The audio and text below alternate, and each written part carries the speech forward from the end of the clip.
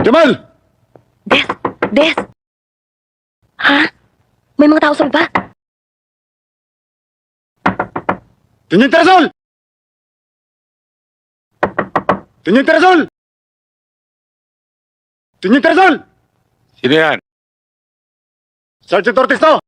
Na nasundo ka ni Colonel Castro! Kailangan ka sa headquarters! Ngayon din! Ano pang kanyang pinagbilin? Wala! Basta kailangan ka raw! Tiniente!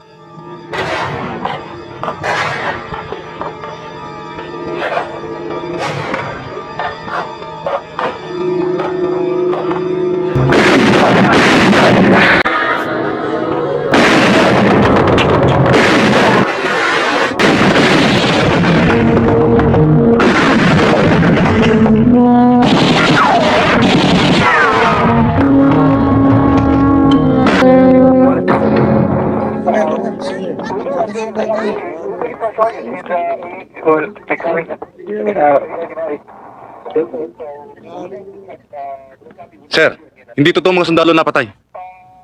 Bakit mo nasabi yan? Sir, bukod sa pegang ID, hindi regulation uniform ang ginagamit nila. Fake ang mga ito. Be sure to include this in your report. And I want it on my desk first thing in the morning. I'll attend to it personally. Yes, sir. Sir, buhay pa itong isang to.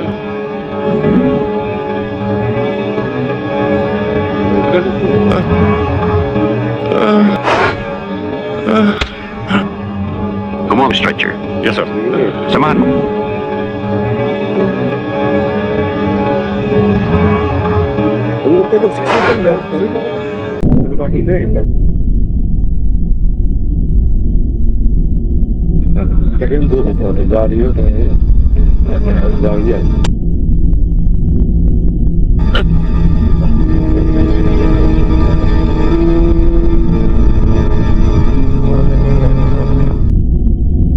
Alam kong daramdam ka sa mga pangyayari.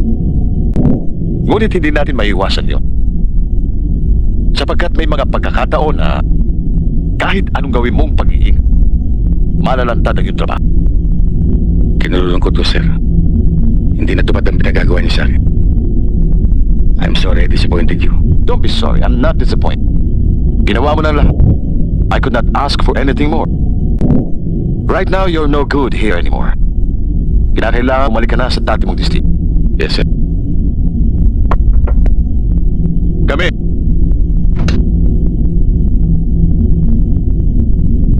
Sir, the investigative report on the Gabalan Thank you. case.